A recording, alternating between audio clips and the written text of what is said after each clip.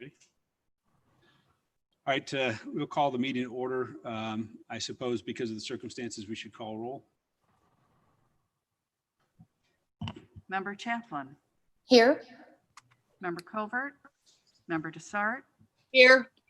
Member DeCiani. Here. Member Eckhoff. Here. Member Elliott.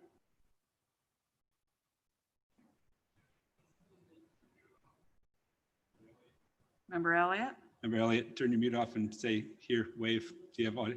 Is he frozen? He doesn't appear to have audio, so keep going. We'll come back to him. All righty. Member Hart. Here. Member Healy. Member Krajewski. Member Larson. Here. Member Noonan. Here. Member Ozog. Here. Member Pachowski. Member Renahan. Here. Member Rutledge. Here. Member Selman. Here. Member Tornatori. Member Zay. Here. Member Elliott. Looks like Member Elliott had to sign off and sign back in again to try to get on the feed. So we'll move forward. For now, we do have a quorum. We do have a quorum physically present. So mercifully, we don't have to take roll call votes on every single item we're going to discuss today. I appreciate those who were able to be here and respect those who, for whatever personal reasons, weren't able to do so and needed to protect their well-being. That's fine. We have public comment. Okay, I guess we need to start with a motion, given the new rules, entertain a motion to allow those who are not here physically present to appear and participate and vote by electronic means. Or right, we have a motion and a second. Any discussion? Hearing none, all in favor? Aye. Any opposed? That is approved. Welcome everybody who's on the Zoom feed. We should also, while we're in the process of doing motions, I'll entertain a motion to discharge any committees that were unable to meet or chose not to meet, to defer to allow these matters to be covered this week. We have a motion and a second. Any discussion with respect to discharging any committees and their business for this meeting? Seeing and hearing none, all in favor? Aye. Any opposed? Those are approved. All right, with that business taken care of, we'll move on to the order of public comment. There are two public comments. First public comment is from Steve Chirico, Mayor of Naperville. His comments regarding DuPage CARES Act disbursements. His comment reads, yesterday I was made aware of the memo from County Board Finance Committee Chair Larson to the County Board dated June 19th, 2020, which summarizes Chair Larson's understanding of last week's Finance Committee meeting discussion about CARES Act fund distribution to municipalities. I am concerned that the memo does not reflect the municipality's request nor the unanimous direction provided by the Finance Committee members. Specifically, the memo states that 100% of public safety payroll will not be accepted as an allowable expense.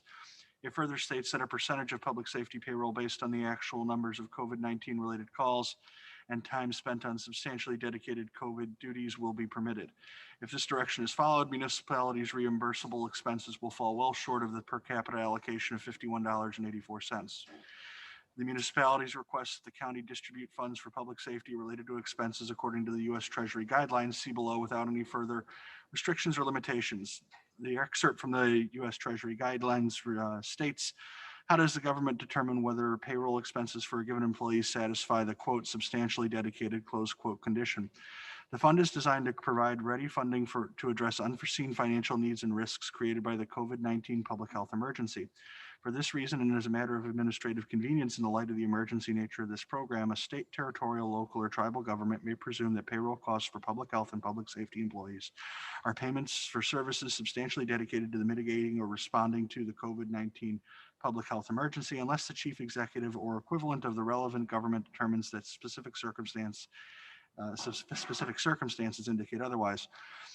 If municipal expenses will be subject to the county's interpretation of U.S. Treasury guidelines, we would appreciate the county providing that interpretation in writing so that municipalities understand the rules. Thanks in advance for your continued support of the municipalities in DuPage County as we all work together to maximize the effectiveness of CARES Act funding. That concludes his comment. Next comment is from Edgar Powell. It's regarding sheriff salaries. His comment states, I listened to YouTube recordings of the Finance Committee meeting held on June 9th, and I appreciate the thorough discussion that board members held during the sheriff's presentation regarding salary adjustments for supervisors and other staff.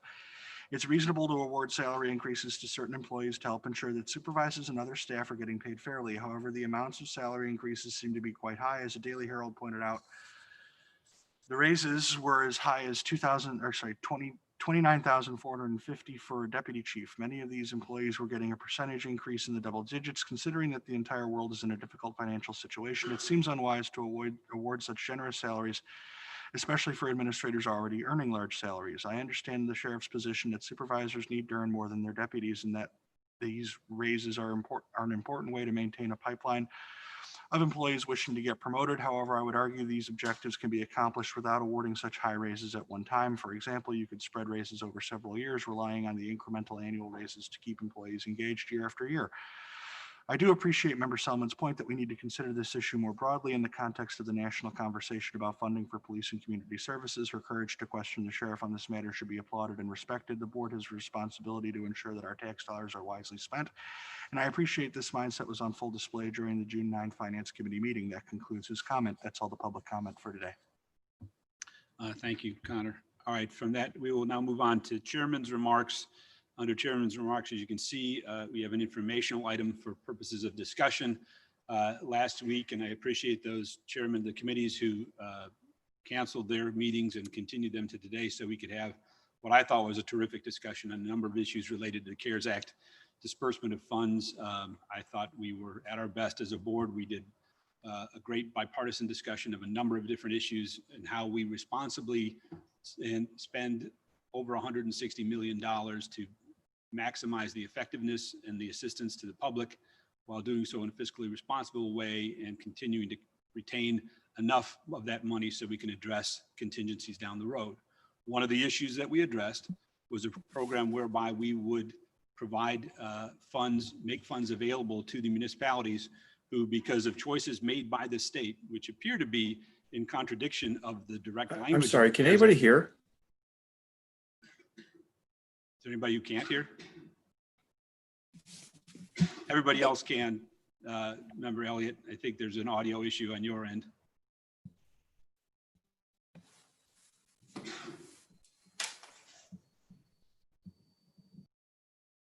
So in any event, the state made a decision that despite the guidance of the CARES Act that said that municipalities were supposed to receive something like 45% of the money they received, they chose to do something differently.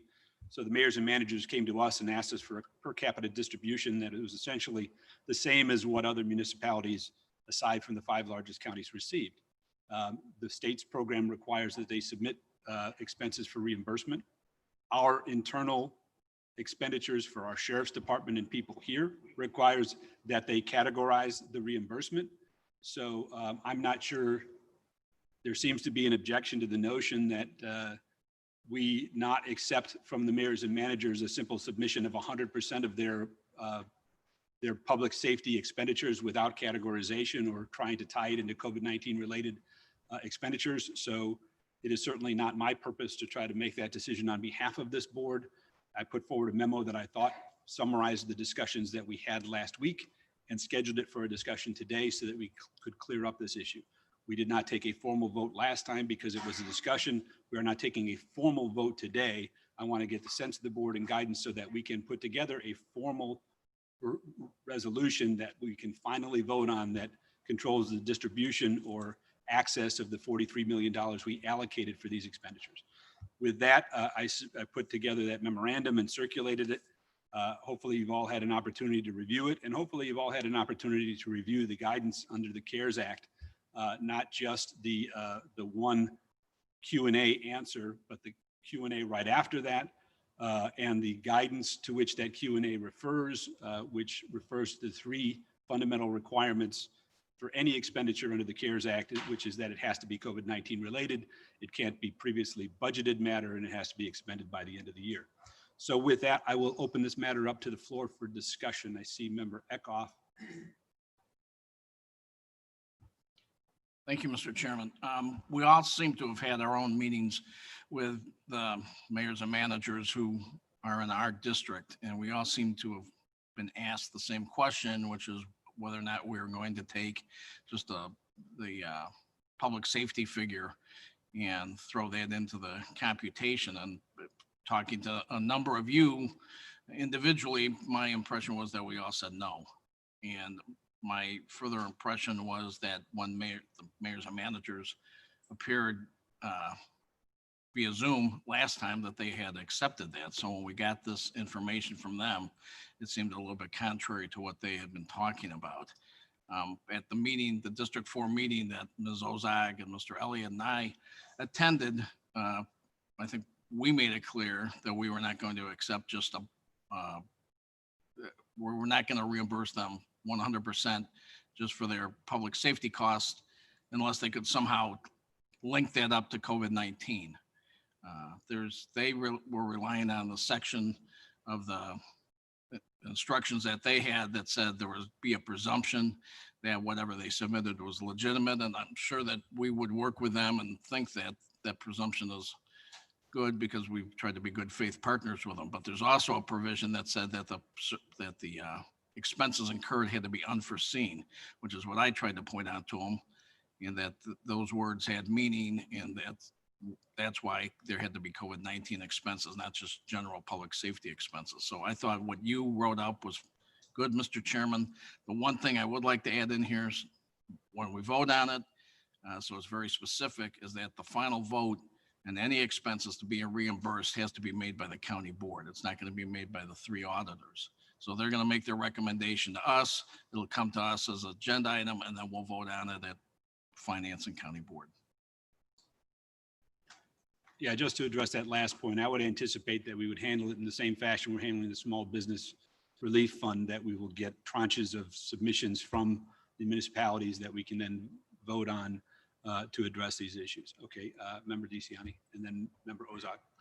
Thank you, Mr. Chairman. I have some concerns with items bullets 5 and 6, which, in my opinion, really handcuff our municipal partners with CARES. The discussion we had last week was more about money and appropriation and buckets of dollars.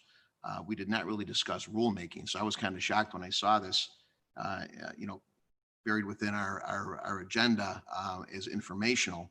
To me, this is should have been something we vote on money today and vote on rulemaking another time. But if we are going to vote on rulemaking, I would like to make an amendment items on bullets 5 and 6 that we replace those bullets with wording directly out of the clarification from the U.S. Treasurer's Office, which basically says, as a matter of administrative convenience and as clearly noted on the 5/28/2020 U.S. Treasurer's memo on clarification of CARES reimbursement eligibility, that local governments may presume that payroll costs for public health and public safety employees are payments that are substantially dedicated to mitigating or responding to the COVID-19 public health emergency, period.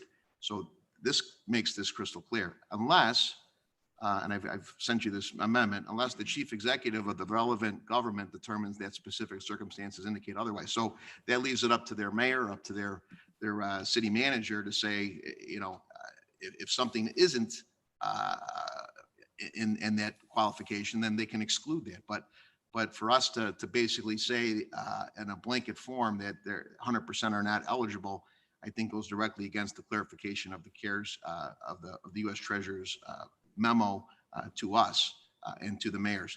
Secondly, the next bullet that I like to replace item 6 with would be COVID-related expenses, including PPE, medications to buildings, cleanings of properties, COVID building improvements, communications to employees and constituents, laptops or remote working, or for remote working, additional administrative COVID-specific manpower and or reimbursed time or other expenses that is specific to COVID-19 should be itemized and reimbursed.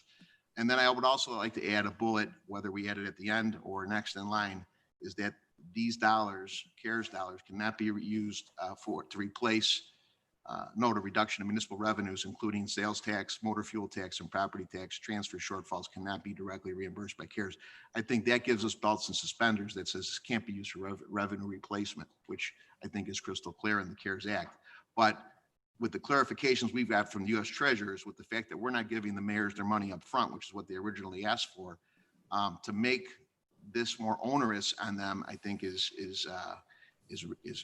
not a good practice and is only going to tie their hands and tie up this money when we need to give this to them so that they can spend it, just like we need to give it to our businesses as well. So I think they should submit, but I think the blanket memo that you've got in your bullet is over and above what they're being authorized by this memo from the U.S. Treasurer. So those are my amendments.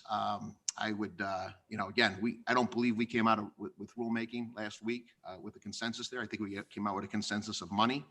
But these rules being, given to us today, I think are very restrictive and goes directly against what the U.S. Treasurer is saying is allowable. Thank you. Okay, thank you. I will call on a couple people, but first I'll just clarify the point, and then we'll go to Member Ozak, Member Selman, and Member Healy. But as I said in my opening remarks, we aren't voting on anything today. We didn't vote on anything last week. As you see, and I'm sure you're aware and familiar with Robert's rules, this is an informational matter. We can't vote on informational matters. I'm not making these decisions. The members that I've spoken to, which are a majority of the members, were very clear and had no question that this was the agreement that we had, which was that we weren't going to simply accept a submission of 100% of public safety salaries and no further paperwork or requirement. As I mentioned, if we were to do that, we could then submit the entire sheriff's budget and just take $45 million right off the top and say, we're paying for our sheriff's budget out of this. And that's $45 million less to spend on anything else. But heck, we've got financial issues. We'll just do it that way. But that's not the way it goes. And the other point I would make is if one looks at the frequently asked questions in the Treasury Department guidance, first of all, the matter that's been cited refers to the guidance, which is another section which lays out, again, the three elements of the coronavirus relief fund. It doesn't create an exemption for them. That paragraph addresses one aspect, one part, one portion of that. If you look at the very next section, it has guidance and has examples. And one of the examples is the costs of redeploying police to support management and enforcement of stay-at-home orders. I can't imagine what the point would be of putting in that example if 100% of police costs, because they are public safety, are covered anyway. Why would they need to explain an example? Because 100% of police costs are there. So reading the entirety of the document rather than one paragraph, I think makes very clear what the actual intent is and what the Treasury guidance is. And the last thing I would point out is, in fact, this is a frequently asked questions section. This is not the formal guidance of the Inspector General's office of the Treasury Department, which is actually actionable guidance that could or could not get us into trouble. With that, I would recognize Member Ozog, then Member Selman, then Member Healy. I concur with Member DeCiani about this issue because my understanding was that they would be submitting, and yes, they would do a somewhat detailed submission, but the intergovernmental agreement in the case of audit, in my understanding, would cover us. So they would be prudent to make sure that if they are putting in hours for police, et cetera, which have already been budgeted by the village, the whatever entity, we would be covered. That was the understanding that I left the meeting with, that we were not going to give them a carte blanche check for, in Glen Ellen's case, 1.4. Would be following the May 28th Treasury guidelines that seemed to me to interpret that everything they're doing right now is somewhat COVID related. And that again is, you can split hairs, et cetera, but I concur with Member DeCiani. Thank you, Mr. Chairman. Thank you, Member Selman. Thank you, Mr. Chairman. I agree with Member Eckhoff that I thought this was quite clear after our last conversation, and that we're not holding the municipalities to a higher standard that we're holding our own county staff. And I think that's something that's really important to understand. The way that we're interpreting the Treasury guidelines, we are using as the same standards for our staff. I guess the chairman said we could ask Sheriff Mendrick or we could ask Karen Ayala if you could name a single staff person on your staff who hasn't had their jobs affected by COVID. They'd probably have a quite hard time finding that out because everyone in the building has had their job in some way infected by this virus. I think what our job is to take a limited pot of money and figure out how to most equitably distribute it, while also, and I think importantly, making sure we're meeting the Treasury guidelines. Because if we were overly generous and we gave all this money to the municipalities, what we're doing is putting DuPage County taxpayers at risk of having to pay that back in the future when maybe we won't have the dollars because we're already seeing the impact on our sales taxes. So I thought it was quite clear on Tuesday. I think we should hold the municipalities to the same standards we're holding ourselves to make sure we're carefully spending these dollars. And of course, if the municipalities have more expenses that they can bring to us to get closer to the budget line that we've allocated to each municipality, I think all of us would encourage that. We want, our municipalities to be able to repair their budgets as much as possible and not get too much into a hole just the way that we're going to be doing. So I agree with the memo, and I think that's the guidelines we should use. Thank you, Chairman. Thank you, Member Selman. Member Healy, then Member Renahan, then Member Zay. I agree with you, Ashley. I don't think we keep talking about. You can't hear Member Healy very well, Chairman. He just put his mic on. Thank you. Can't see down there. I agree with Ashley. That was my interpretation of it too. But one thing that we talked about on our District 5 meeting, and I've talked to several of the mayors afterwards, is we need further clarification. We have Senator Durbin, who is probably arguably the 6th or 7th most powerful person in the country. And we also have Senator Duckworth and other folks. Why aren't we begging them, sending them a letter from the DuPage mayors and managers, as well as from the county board and everything else, asking them to get us clarification? I mean, in their position, I would think we might be able to get clarification on that one simple issue. Just put it down simply in writing and get it over to the senators and ask them to please get that response back. That would be my only comment. Member Renahan? Thank you, Mr. Chairman. And I think we did have a great conversation last time, and it was a very extended conversation, but I think maybe we didn't totally vet out what we were doing with the Treasury guidelines. I think what we did agree on was that we were going to use the third party to vet. And to me, that sort of takes the pressure off of our county auditor and, us. I feel like we're almost adding that extra layer when we've kind of turned that over already to the third party, which we're going to be able to use COVID money to use. And we have an IGA that also protects municipalities, and we have a cap. So I think we kind of are doing our belt and suspenders here. I think we can allow the payroll expenses, but I think maybe we didn't totally nail that as a board in terms of coming to that agreement, all of us. Thank you. Well, and that's why I'm asking for the board's clarification on this issue so that we can have this discussion and make sure we are all on the same page with respect to this issue. Because I do want it to come out accurately. So I would say that, yes, we also discussed the fact that while we're retaining an auditor, we're not going to just defer legal responsibility to the auditor to make these decisions, that we need to provide some guidance. And I think the worst thing would be to go 3 months down the road and have the municipalities start submitting all kinds of things and have them be rejected, and then have to come back here 3 months from now and discuss them all over again. Member Zay, then Member Desart.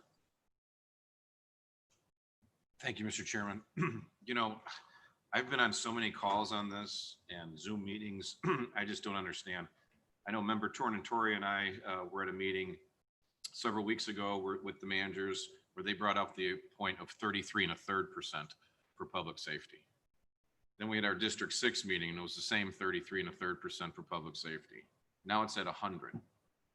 I don't think with this board or anybody who has talked to the managers has said these are documented COVID expenses.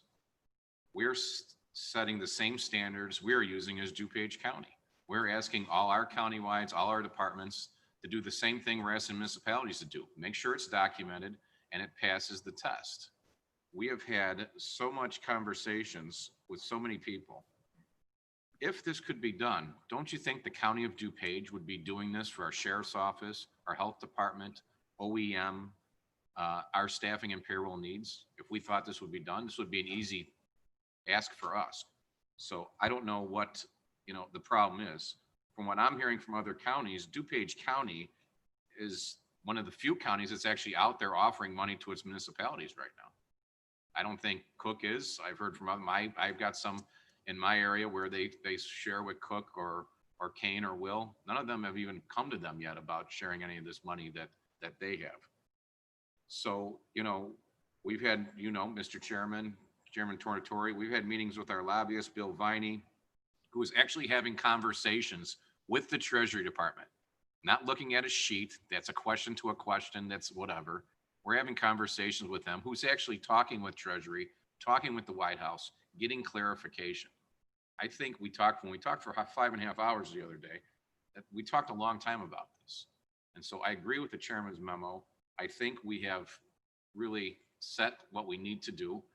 We are being cautious. We are being conservative because we don't want this to come back and be a problem at some point. I mean, last week, the Downers Grove Village Manager said they would have no problem turning in documented expenses. He said that on one of my questions. Chief Rogers from the Warrenville Fire District said they would have no problem turning their expenses because all their COVID calls and responses are coded that way. So they have no problem doing that. I don't understand why we're having that problem. It's not burdensome if you're keeping track of it, like we're doing here at the county. So I know it's a little bit of paperwork, but this has to be done because we don't want to have egg on our face after the fact when the federal government comes back and audits us and they say, what were you doing? And then we don't have the documentation to back it up. So I agree with the chairman's memo. That was my understanding after our meeting last time. And again, I don't know where mayors and managers are coming from. Like I said, I've always been told 33 1/3, which I could see. I mean, we had issues. I know Member Tornatori, when was if municipalities had more calls? Smaller municipalities had more calls, and it was more than 33 1/3. Or they had larger municipalities that didn't have that. I mean, they just put a random number out there. I don't see how an auditor is going to say, oh yeah, 100% of your time was spent for COVID during those months. So, Mr. Chairman, I agree with your memo. I think it hit exactly on the head what we're trying to do here at the county and try to get these funds to the municipalities. Thank you, Member Zay. I would also point out that fire protection districts, apparently we would, under this proposal, give them 100% of their entire expenditures because they're first responders. Member Desart, then I see Member Eckhoff and Member DeCiani, but I want to make sure people who haven't had an opportunity to speak another chance. Well, Member Chaplin. So Member Desart, then Member Chaplin, then we'll come back around to those who want further comments. Because of this global pandemic, the need is great across our municipalities, the county, the state, the federal government. The need is great. And I agree with Member DeCiani. I don't want to tie the hands of our municipalities. I don't believe our rules should be more strict than the U.S. Treasury's guidelines. And also, it's my understanding that any IGA that we would develop would keep the onus on the municipalities to make sure that the money is spent on COVID expenses. Thank you. Thank you. Member Chaplin. Thank you. Thank you, Chairman. So it was mentioned that we're holding our municipalities to the same standard that we're using at the county for, excuse me, COVID purchases or COVID invoices, COVID expenses. So can somebody just explain what our process is? Because I know there are some items that we need like immediately. And to go through a long process, I'm just wondering if everybody is going to get what they need in time, you know, for certain things coming up. So I just was wondering what is, you know, what's the process that the county is using, and is it the same that we're holding? Is it the same process that we're using for the municipalities?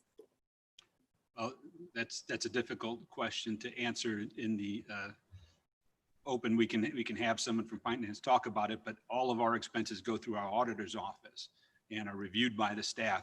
We don't, if the sheriff submits something, we don't just send the sheriff the expense. It's reviewed by the auditor's office and so forth to make sure that it complies. And the overarching issue we're talking about here, I don't think anybody has objected to the notion of asking that the municipalities submit their expenditures for approval.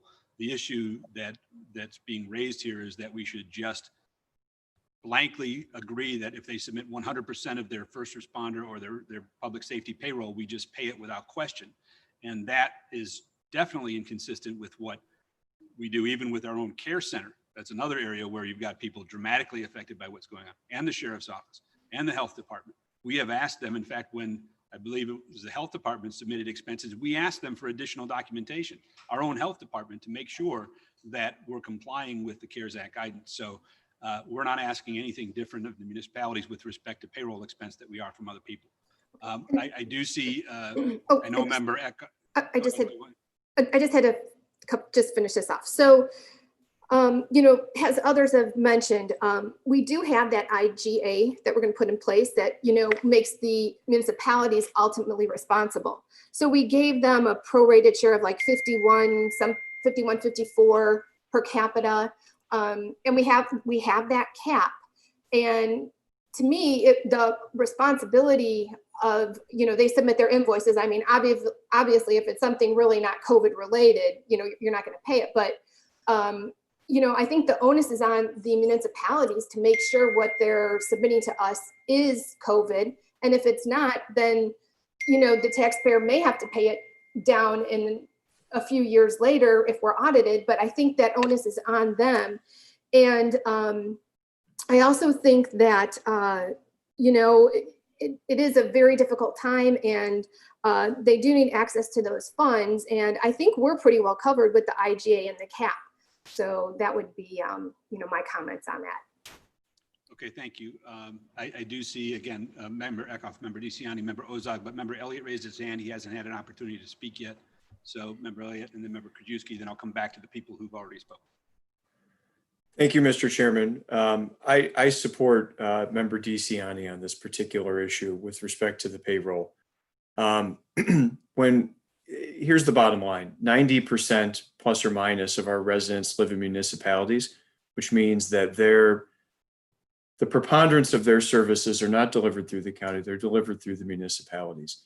We're allocating about 25% of the money we've received to the municipalities. So the lion's share of this money is already going to the county. With respect to this particular issue, I don't think we resolve this. I respectfully disagree with Member Eckhoff's account of our meeting with the mayors in District 4. And I respectfully disagree with the notion that we came out of this last week with a clear resolution on this issue. The way I read it, there is a presumption, and it's a very clear presumption created by that guideline.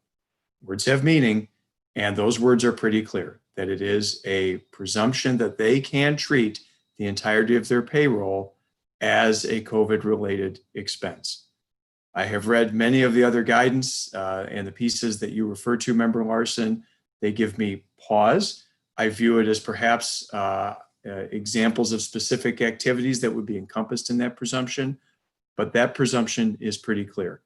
It's not crystal clear, which is why at our meeting with the mayors and managers, I told them, I'm not going to agree to this or support this unless we get an IGA that's got a clawback provision in the event that somebody disagrees with us. Respectfully, this particular issue is not going to get resolved by Bill Viney or this board or anyone else that we've talked to. This decision is probably going to get decided by a court with really smart lawyers in administrative law talking on either side. The question I, as a board member, look to is, am I comfortable with the language before us in the guidance allowing this as an expenditure, knowing that I've got a safety net in the form of a clawback provision? And for myself personally, I am. Member Krajewski and then Member Tornatore, and then we'll come back to the folks that haven't spoken. Thank you, Chairman. I would like to get this money out to the municipalities, the cap that we have. I did read the guidance here. My concern is, and you alluded to it, but right the next paragraph, if all public safety was included, I'm not sure why the next paragraph they would say costs incurred for substantially different use, and they go on to say, you know, public health emergencies, correction officers, the cost of redeploying correction facility staff to enable compliance with COVID-19, public health precautions through the use of social distancing, the cost of redeploying your police to support management and enforcement at stay-at-home orders. So as they're talking about these public officials and giving examples, why would you give examples if 100% was included? Doesn't make sense unless you read everything in totality. My one concern is that if we give the money right out to them for public safety and then it comes back that it's not allowed, they may have incurred costs over the next 9 months that would have been allowed. So I'm not sure if we maybe get into a problem or they get into a problem when they had the costs that they could have submitted, but during a federal audit 2 or 3 years later, it was just given to them blanket public safety. I think what we could potentially do is have them give us all the documented expenses, even under examples. We can wait till, we got till December to give the money out, and we can make a decision at that time to municipalities who haven't been able to document it to use the full allocation to then decide, hey, we'll just give it to you. We got the IGA and the clawback. But over a 9-month period, they should be able to come up with documented examples of, you know, public, of COVID-19 expenses. And that way, we can make the decision and maybe further guidance comes out in the meantime versus giving it all up front. And I think they did mention that a couple municipalities need the money right away, but they can wait as long as they get it within the next few months. So I would, again, I want to get this money out to them, but I do have concern reading the guidance with regards to that. Regarding an auditor, the auditor is going to only give us the methodology used to determine costs. You need we have to get legal counsel if we want to do an interpretation of this. The auditor is not going to interpret these guidelines. They're just going to look at the methodology and say the methodology used is reasonable for the expenses that have been submitted. Legal advice is going to determine, this language here. Thank you, Chairman. Thank you. Yeah, and I would just note that legally, there's no question under the act that if we chose to, we don't have to share any expense. That's the safe legal position. There is a question as to whether or not distributing this money and having it just used as 100% of payroll may or may not be legal. And I think it would be tragic if we ended up in the courts on this issue, not only for the reasons that Member Krajewski pointed out, but that money could have been spent on other COVID-19 expenses. And as we learned last week, there are enormous expenses and needs throughout the county. It would be really sad if we had to either litigate with our own municipalities or we or the municipalities had to pay back tens of millions of dollars of submissions after a court fight. And that's money we will never get back. So with that, Member Tornatori. Thank you, Mr. Chairman. I think your memo is spot on to what we talked about for 6 hours last Tuesday.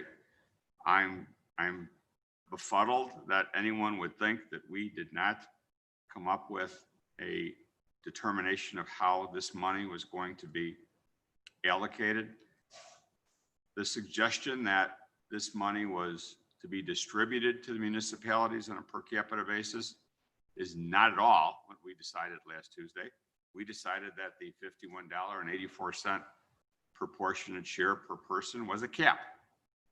That was very clear, and I had a concern about that when I read the memo that I had received from DuPage mayors and managers the day before, and I was assured by Member DeSartin that that wasn't the way it was. And then I was assured by whoever was on the call from Downers Grove, purportedly representing DuPage mayors and managers, that that wasn't the case. As to whether or not the frequently asked question document that's been referred to is a guideline, I think is obvious. It's not.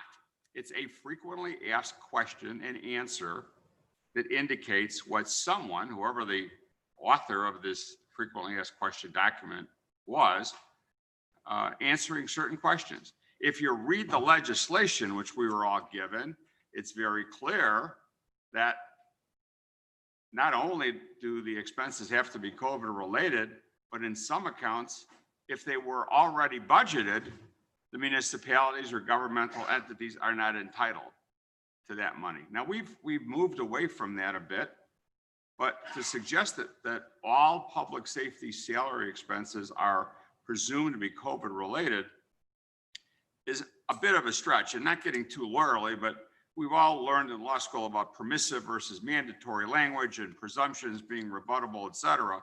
Even if you look at the frequently asked question document, it's a presumption, but you just can't take that one paragraph and that one word and base a $43 million decision on it. I would like to see the municipalities get the entire allocation of $43 million, but I need to see a bill. I need to see expenses. That has always been our position. That's been our position with our county departments, and it shouldn't change because the municipalities feel that they're entitled to a blanket check for everything they've spent that's public safety related. I received the memo yesterday that was sent to District 1 people, and I was shocked when it talks about what we decided last Tuesday, that we were going to pay this money on a per capita basis. That's not what we decided. I can't imagine that after 6 hours last Tuesday, that anybody can come up with a different conclusion than what we had. As far as the IGA is concerned, that's a backstop. I don't think we should use the IGA as a determining factor as to whether or not we should pay money to municipalities on the hope that this is going to be an authorized disbursement. At the end of the day, if this board is going to decide that public safety expenses, police and fire, are going to be expenses that we are going to grant to the municipalities without any documentation, then number one, municipalities that don't have fire departments are being penalized because they don't have that fire salary that they can throw into the mix to get that money back. That money's going to go to a fire district. So right off the bat, we're penalizing municipalities that don't have fire districts. Additionally, if we're going to consider public safety expenses, police and fire, then I demand that the sheriff submit all of his salary expenses for the time in question. I also suggest and demand that all of the fire districts submit all of their salaries, which we did not consider last week when we allocated $3 million to the fire districts. We've also got the circuit court and the health department and the care center, which have submitted and have not submitted extra expenses for COVID-related public safety issues. And if we're going to do that, I think we can all agree that that's going to definitely change the allocation of money and the pots of money that we used last Tuesday. Because if the sheriff is able to submit all of his public safety salary expenses and the fire districts are able to do that, we're not going to have $43 million to give to the municipalities. We're not going to have what we thought we had for the health department or anybody else for that matter. We're going to have to scrap what we did last Tuesday and come up with a completely different reallocation. So if this board wants to accept 100% or any percentage of public safety salary expenses from the municipality, we have to accept it from everyone, and we have to look at those numbers completely new from what we did last Tuesday. I am fully in support of your guideline, Mr. Chairman. I think it was spot on to what we did last Tuesday. Thank you. Thank you, Member Tornatore. Anybody who has not yet spoken who wants to address this issue? All right, seeing and hearing none, we'll go to Member Eckhoff, then Member DeCiani, then Member Ozog for follow-up comments. Well, without re-reviewing our District 4 meeting, I can only say that when the Downers Grove manager spoke last week, I was surprised at what he had to say because it didn't seem consistent with what our mayors and managers at our District 4 meeting said. And I thought they had conceded the point about giving some invoices or some paperwork to justify their expenditures. So maybe the next, in 2 weeks, the Downers Grove manager can come back and tell us what they're talking about now. Regardless of which way we do this, I'm presuming that we're going to have an IGA with whoever we give money to, so that even if we approve and believe that their expenditures are consistent with what the Treasury guidelines have to say, that if the federal government comes back and says they're not, that we still have a clawback provision. And then finally, regarding the fire protection districts, the equitable way to do that, I thought, is if a fire protection district comes up with a certain sum of money, that sum of money be allocated through either the county or the municipalities on a pro rata basis based on the residents they're serving. So if you got the Bloomingdale Fire Protection District, it has $100,000 worth of expenses and they serve Bloomingdale and Glendale Heights and whoever else, you divide that 100,000 up, pass it through the municipality for each of their shares, and that way everything would even out.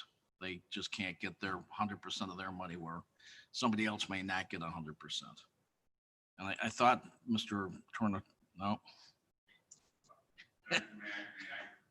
Well, let me come back around. Other people wanted to talk, and then I will come back to you.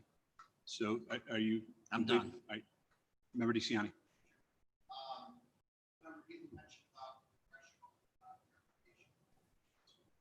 Can't hear Pete. Bear with me. Member Healy mentioned about congressional clarification. I had the privilege of reaching out to Member Raja Krishnamurthy, and I spoke directly with his Deputy Chief of Staff and Legislative Director, Brian Casey. And I have a quote from him directly out of a correspondence clarifying this issue. Is highlighted on the first page, second question, the Treasury IG, who determines program eligibility, will generally assume that payroll costs for the first responders are eligible unless the local or state executive states otherwise. Again, I think when we compare municipal public safety services to our sheriff is night and day. Our sheriff has three components to his office. He has patrol, he has court, and he has jail. Night and day compared to a municipal police department. Our municipalities are walking around with defibrillators, epinephrine, Narcan. They're responding to EMS calls. They're responding to businesses that are open that shouldn't be open. They're on call 24/7.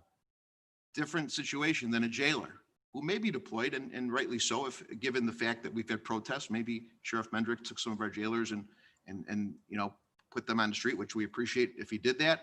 They were a great backup in these protests. But what I'm saying is night and day difference in municipal public safety versus county public safety. Again, it's kind of night and day. Clarification from our congressman who actually voted on the bill himself, and from his chief of staff, and from the IG who's actually who's determining the program eligibility.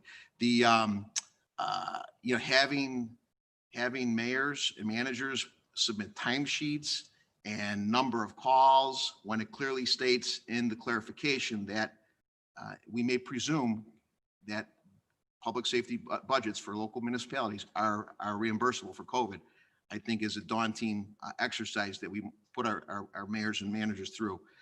Twisting our words of what happened last week, I think is, pardon me, I have the floor. I'm sorry. Okay.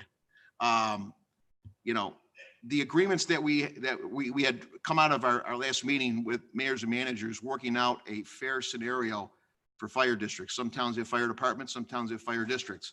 We put that issue back on DMMC to work out with their towns to come up with a fair and equitable resolution to that issue. To tie that issue to anything else is, to me, is a waste of our time. We gave them buckets of money, let them figure out what's fair and equitable. I think these dollars are due to our towns. They cannot get reimbursement from the state of Illinois, as our county got a direct line distribution from CARES. So to say that they're not eligible and we're being a nice guy, I think is ridiculous.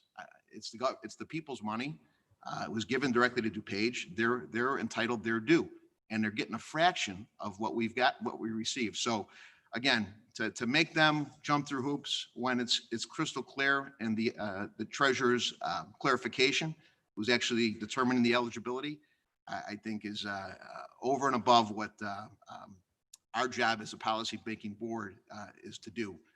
We're basically changing the rules and keep bringing them to a higher standard, which I think is unfair. So with that, I leave this for discussion. Thank you. Just one question, Member DeCiano. Are you suggesting that the jail personnel and the court personnel and their positions, their jobs have not been impacted by the COVID-19 crisis?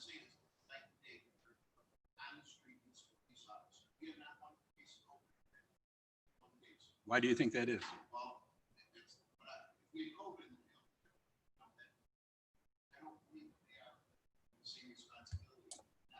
Chairman, we can't hear Member DeCiani's conversation. You turned it off. Now it's on. Now we're on? Yeah. Okay. I just think it's a night and day. And that's why I think they pointed to that next paragraph is it's up to the executive, whether it's the mayor or the county board chairman of their government, to determine eligibility. And a jailer is probably going to be a less impacted person than a sheriff's deputy that's on the street.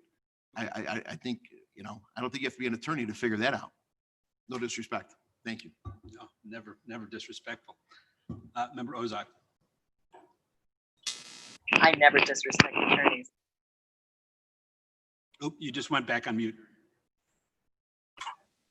I would never disrespect attorneys, but I'm going to go back to Mr. Elliott's point that 90% of our residents in the county are living in a municipality, yet they're only getting 25% of the funds. The other issue I want to go back to, and you brought this up, Mr. Chairman, why would we allow first responder fire districts to assume that every single one of their calls is COVID related and not apply the same standard to public safety? Because let me ask any of you, were you using hand sanitizer, washing your hands 10 times a day, wearing a mask on February 1st? This has impacted absolutely everybody. So to say that, I think it's very easy to say that absolutely every job in every municipality, every single one of us, everybody has been impacted by this. So if a police officer has to put on a mask and sanitize his hands, in my opinion, he is doing something COVID related in order to do his job. It's not reasonable to Member say Ozak, that I'm sorry, you might want to hold your microphone. Oh, You're I'm using it sorry. for mic. It's getting Every- tremendous. every single fire call is not a COVID related case right now. It's if it's an actual fire, that has nothing to do with COVID.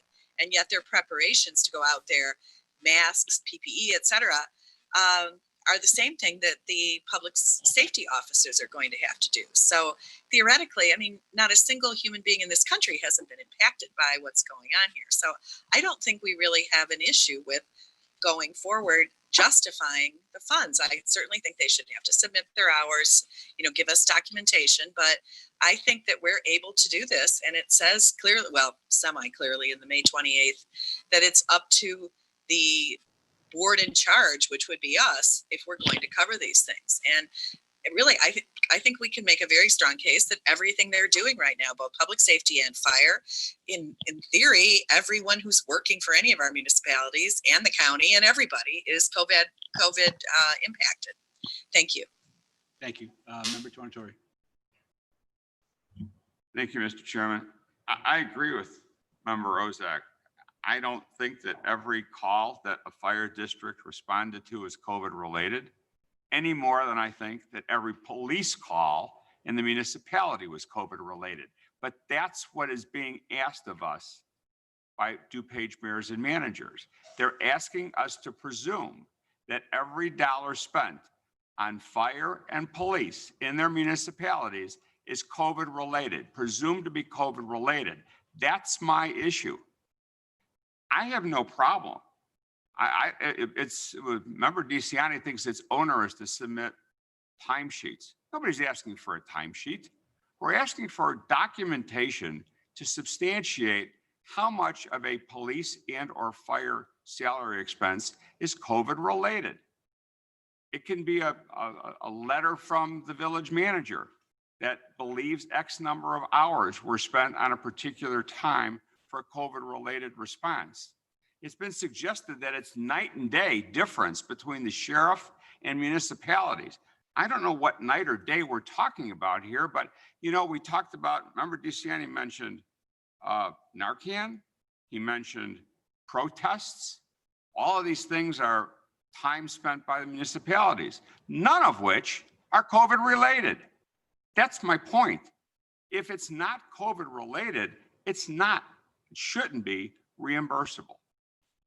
So we can, and as far as the fire districts are concerned, and what Member Eckhoff was talking about, under the current scenario, if a municipality is served by a fire district and that fire district is getting, as we decided last Tuesday, a pot of money to be reimbursed for actual expenses they spent, that municipality is only getting, under their request from DuPage mayors and managers, for their police department, because they don't have a fire department. Any dollars that would go to their firefighters who serve their community would go directly to the fire districts, where a neighboring municipality that has a fire department and a police department will get both the salaries of the fire and the police department, which will go into their general fund and may not be related or have any relevance to any COVID-related activity. That's the difference. We're penalizing the towns that don't have, under the scenario, if we're to agree to give salary expense reimbursement, we're penalizing the towns without fire departments. And that's just flat out wrong. Thank you. Thank you, Member Tornatore. I'm going to try to wrap this up. I see one more comment, but I want to then take a sense of the committee. Again, we're going to have this debate all over again because we're going to have this come for a formal vote. So we're going to do this all over again. This was an opportunity to hash out this issue, but it's going to be hashed out again when we put together a formal agreement and vote on it. With that noted, Member Zay had a comment, and then let's see if we can move on. I mean, the one thing I think we're all saying is we want the municipalities to get the money. There's no doubt about that. on all of our members. We're just making sure that we're following these standards. I don't know what a municipality has. We just lost our screens here. I don't know what a municipality has. Are they going back up? Okay, got it. Okay. I don't know what their expenses are. Their expenses for their COVID-related public safety could be 20%, could be 40%, could be 80%. They turn it in and it's documented and they sign the IGA, they get the money. That's plain and simple. I don't know what their expenses are. We're just saying, give us your expenses, then we will allot that money out and draw it off of your account. That's all we're saying. So I want them to get the money. And I know 90% of the people live in municipalities, but you know what? They don't have a court system. They don't have a health department. They don't have a jail. They don't have a countywide care center. That's why we were allocated the money as the county. And again, we don't have to give them the money. The state made that choice for us, right? The state was supposed to give that money to municipalities. The state of Illinois decided not to give it to them. The state of Illinois decided to give $250 million to the municipalities that a county didn't get that allotment. I see daycare facilities got $270 million throughout the state. Again, how the state is allocating is their own thing.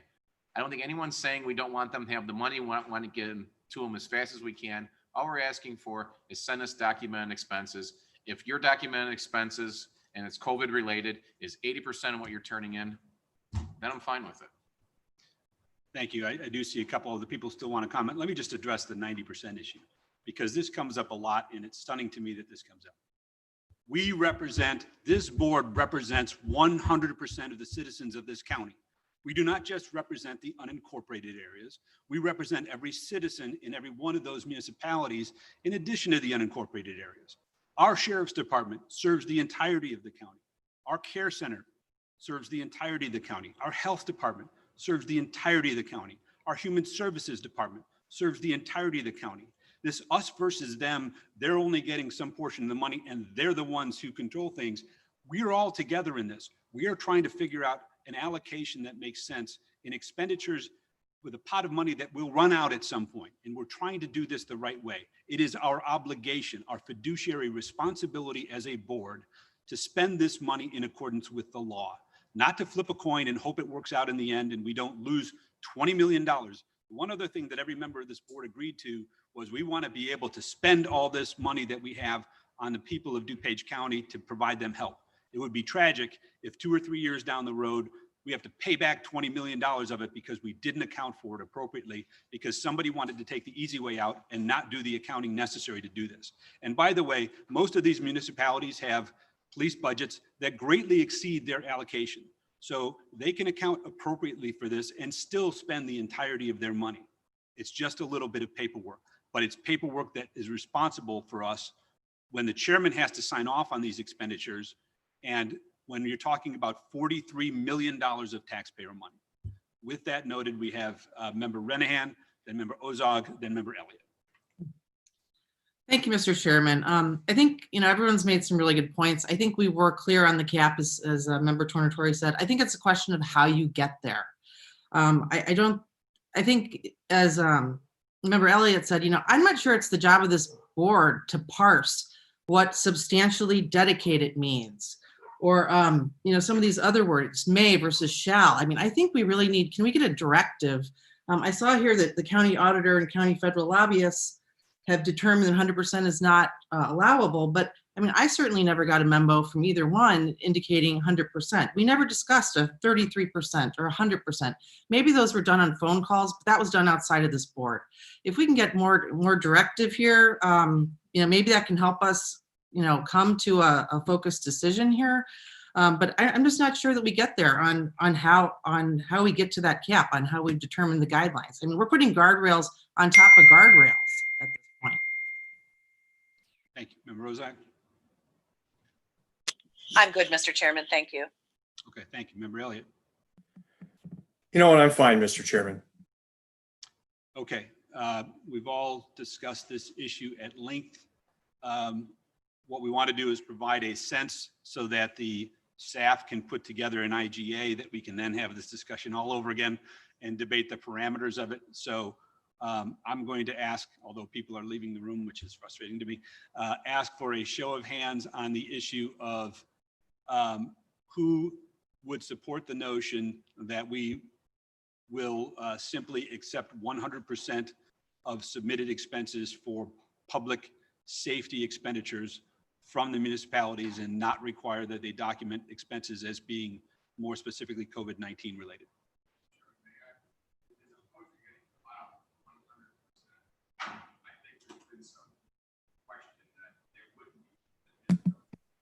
We can't hear, Mr. Chairman, we can't hear what's being said. I'm sorry.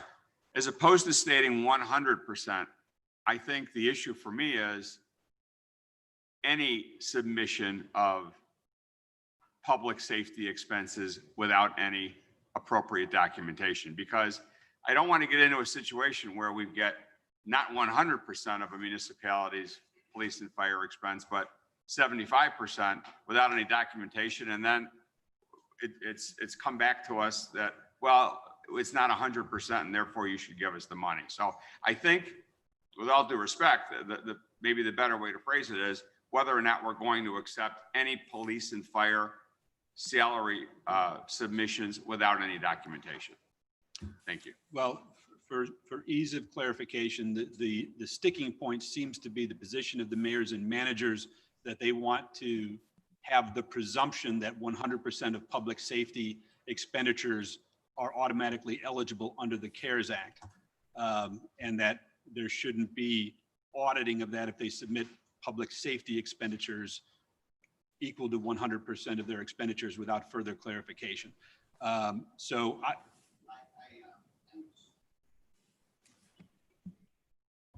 I would like to recommend that instead of parsing words, we use the language that I submitted as one option, or your language is the other option.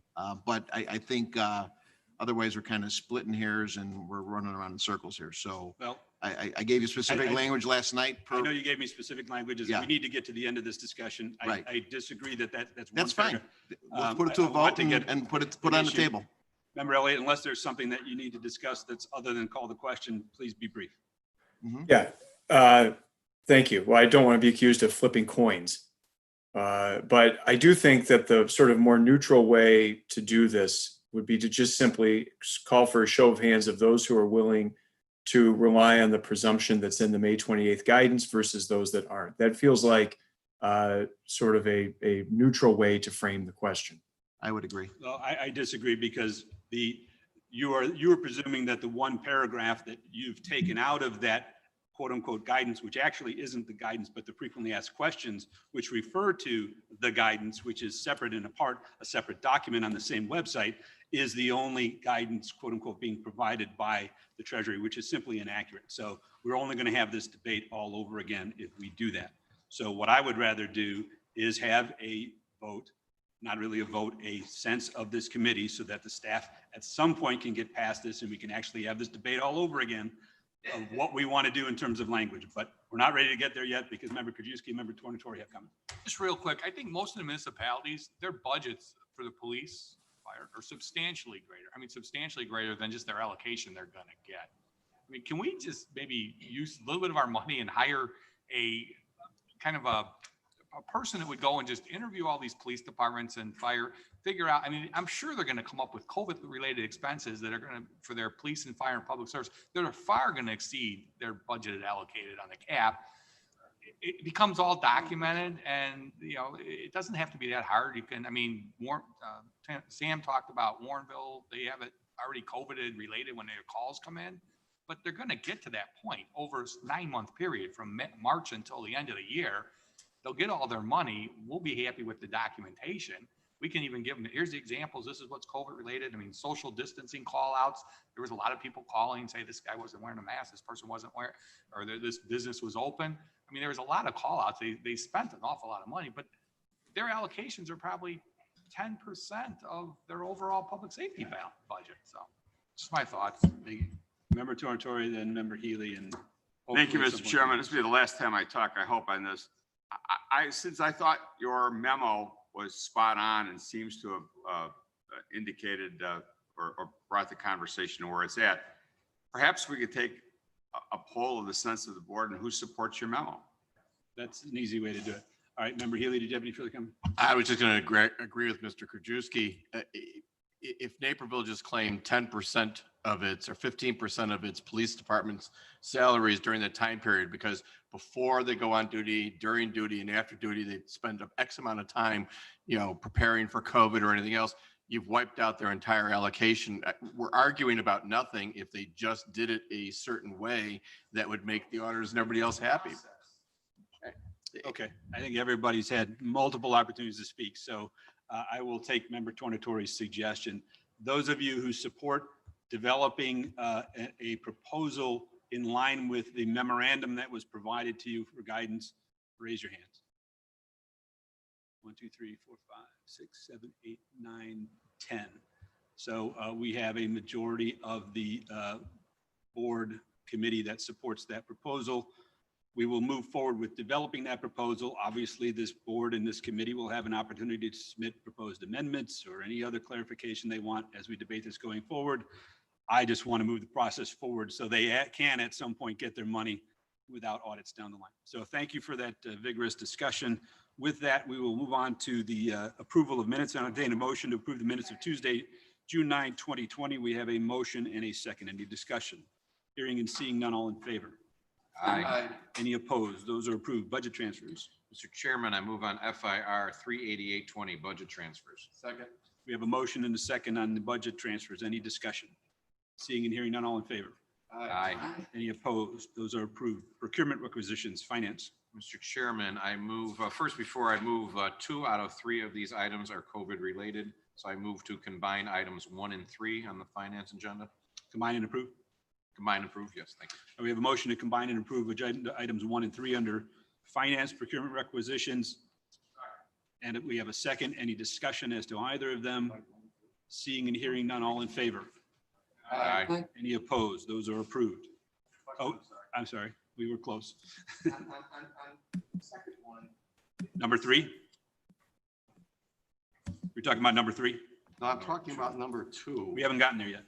I thought you combined 1 through 3. One, I thought you said 1 and 3. No, you can't hear me with the math, 1 through 3. Okay, all right. I got 1 through 3 are written. That's what I heard, 1 through 3. I heard 1 and 3. But, I heard 1 and 3 as All well. items or none of the items? Okay, all right, everybody else are different. So let's start that's over. fine, go ahead, Matt. So I'll let's do move now- 1 and 3 and then we'll FIP address. 17820. Say again? I move on FIP 17820.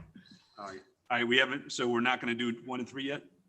I thought we already did. We didn't vote on those yet. Oh, okay. A hand was raised. So I asked to 1 and 3, any further discussion?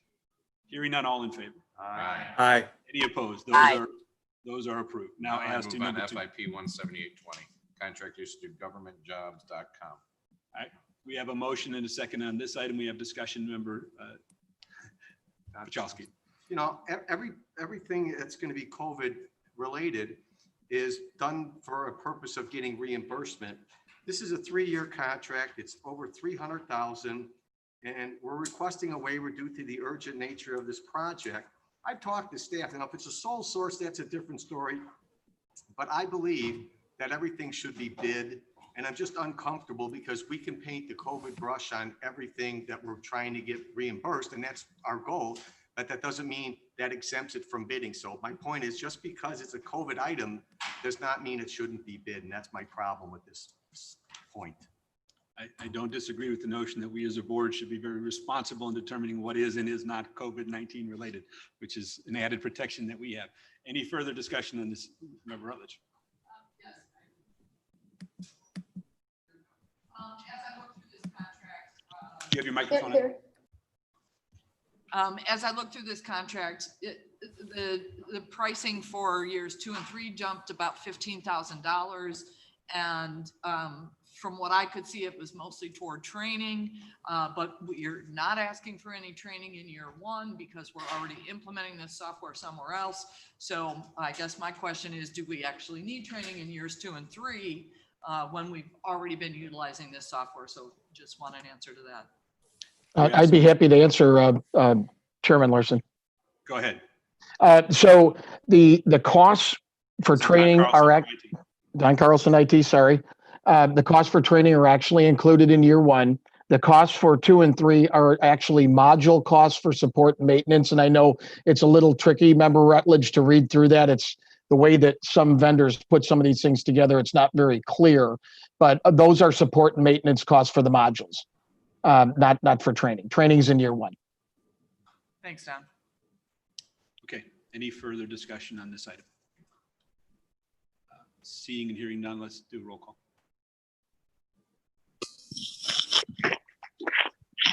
Aye.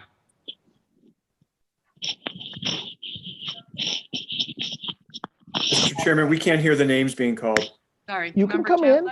Chapman? Aye. We're going to turn that Zoom room on in the other room too, in case we get too full. Don, you might want to go on. There you go. Don, please turn your mic off.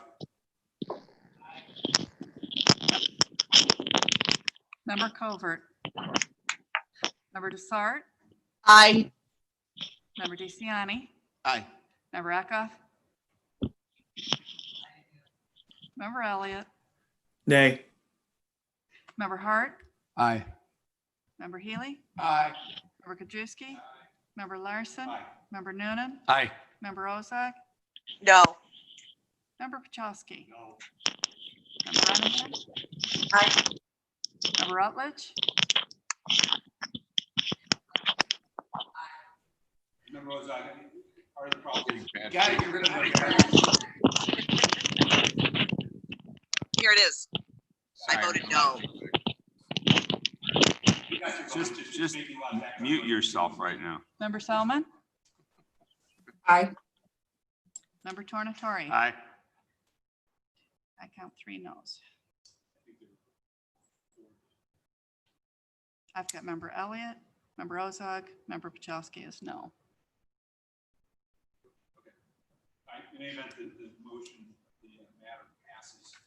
On to the order of development, Chairman Tornatori. Thank you, Mr. Chairman. I move to combine and approve items B1 and 2. We have a second. Second.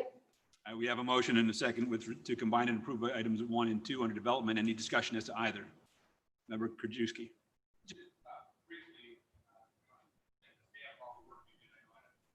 I had asked to have this bid out. I think these two firms both do a majority of the work in DuPage in the western suburbs. I was hoping that we could get some savings with bidding this out for our residents for their permitting fees. So when this came out on Friday, I had looked to see what the costs were, and those weren't in our packet. So I had asked Nick to send those over. I didn't get them till yesterday morning. For the second one, Safe Built, theirs was part of the proposal. So when you see your packet, if you notice, pages 46 through 51 were deleted from their proposal. That was the pricing. And then the first one, TPI, their pricing was the attachment that was never given to this board. So you couldn't see the pricing of the two firms, of which that was 35% of the score. I talked to staff and Jim Strand, but that was a procurement issue. Procurement says they don't need to put the pricing in.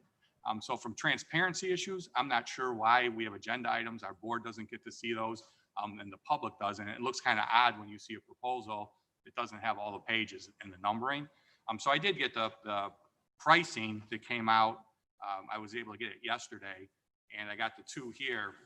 And you know, the TPI one, which is the first one here, their caps, which I was concerned about because it was a flat fee before, are the same as the flat fee that we were already paying. So to the extent they hit the caps, residents will be paying the same. However, on the second contract with Safe Built, their caps are 10 to 40% lower across the board. So any resident that's having permitting fees or commercial that's using Safe Built will save guaranteed because of the caps 10 to 40%. There was 100 cost items in the proposal. 21 of them were the same from both firms. Only 9 were better for TPI. Safe Built had 70 that were much lower in the 100 that were scored. But when they did the evaluation, which we did get the evaluation, the pricing score for TPI was higher, much higher than Safe Built, which I don't see how you could determine that based on just looking at these two pricing. You know, I'd like to vote no on the first one and yes on the second one, but they're both combined. But I'd like to also have, if we could take them separately, but I'd like to have procurement tell us why they didn't feel it's necessary to give this board or the public the pricing that was in here, and they were both omitted from what was put in our packets. And the funny thing was the Safe Built one was in the actual proposal, so they had to delete pages and rescan it, so you don't have the full packet. I just to address that, is there anybody available from procurement to answer that question? Nick, do you have any information you can share on that? Oh, Jeff, And these are foilable documents too. our new finance director is available to make a comment. So go ahead. Good morning. It's Jeff Martinovich. Can you hear me? Yes. It's my understanding that we are able to use a tabulation, but in the future, we certainly can't put all the necessary documents in that shows the total amount of the bids or the RFPs that are included in proposals like this. And at this point, we'd be happy to get you any other information that you might need on total costs. Okay, thank you. We can theoretically, we can either pass this and try to get that information before county board, or we can vote it down and address it later.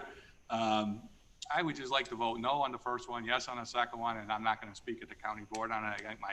I've talked with Sam, the issues, fine with me. I just would suggest that every board member get a copy of the two price proposals, put them next to each other, and then look at the scoring evaluation on pricing and try to figure out how one could be so much higher than the other one. Right. That's the opposite of what's in the pricing. So first of all, I take it the sense of the board is in the future, we would like to have the pricing information made available to us for review. I don't see anybody has any objection to that. So Mr. Martinovich, let's add that into our process and the procurement process. Then I know there was a comment from Member Pachowski, then Member Elliott. Every year I have an issue with this because it's a professional service and it's a plumbing inspector or a licensed plumber that's reviewing permitting plans or plumbing plans. I don't know why we can't hire somebody to do this, but it seems to me, I don't know how this qualifies as a professional service if there's no degree involved. And I don't know why we can't have somebody who gets a job and benefits in DuPage County performing this function. Thank you. Member Elliott, the member Torrentori. Yeah, I'd like to just sort of ask squarely the question that Member Krajewski has teed up, which is, if in fact TPI's pricing was much higher than the other provider, why did they get a superior score? I mean, I would like an explanation on that. Is there anyone that's available to do that? Or I'm happy to raise it at I suppose at the county board meeting. I'd rather do it here. I think Member Torrentori might have comment on that. And I don't know if there's a time sensitive nature to this, that if need be, we can kick this a couple weeks and address it, but go ahead, Member Torrentori. Thank you, Mr. Chairman. Well, we're going to be without a contract if we don't vote on it. But to Member Pachowski's comment, I've been told that if we hired somebody to do this, it would be significantly greater than what we're spending right now. It would just cost too much. Regarding the pricing, and I went through this with Brian yesterday, with Jim Strand for a significant period of time. Historically, as I understand it, these were billed and priced on a flat fee basis. Because there was no real way to determine an hourly rate, Member Krajewski wanted and asked that this be bid out on an hourly basis, this time on the RFP, and it was. And both of these parties submitted hourly versus flat fee rates. The flat fee rate was lower with Safe Built. The hourly rate was lower with TPI, which was in line with what Member Krajewski asked in the RFP. Because of that, those two billings, if you will, as I understand it, for lack of a better word, kind of washed each other out. At the end of the day, Safe Built provided a lower pricing structure for a fixed fee, but TPI provided a lower pricing structure for hourly. Both of these models were scored and received value by our 4 people who took a look at this in building and zoning. Both have, there are other factors other than money here, and I can go into it if you want to, but some of them had to do with leadership on the team, et cetera, not necessarily the people at the top, but people who are going to be kind of shepherding this was going through. There's the reason that Safe Built was also being used here in item number 2 as a backup, to be given an opportunity to participate in some way at the county. There was no obligation to have a contract with Safe Built. They were clearly the second in line in terms of the qualifications here. So all that being equal, I believe that TPI came in with the best score. They did come in with the best score based on the scoring that was by 4 of our people, scored independently by 4 staff members, and the number was 98 for TPI and 81 for Safe Built. So our staff came up with a recommendation to go with TPI. Now, you know, if people want to look at this in a number of different ways, we can. I can get Jim Strand up here to explain it too. But as I understand it, salary or pricing rather, the cost here was hourly because that was what was requested. That was part of the RFP or requested in the RFP, and there were other issues as well. So TPI clearly outscored Safe Built based on the 4 people who independently scored it. All right, Member Krajewski, then let's wrap this up. would- We got a lot to Yeah, I post. would say I disagree on that. It wasn't just hourly. I worked with Nick on that proposal. It was hourly with a cap that would be the most they could charge, which was the fixed fee. So it's a combination of hourly. It wasn't just hourly.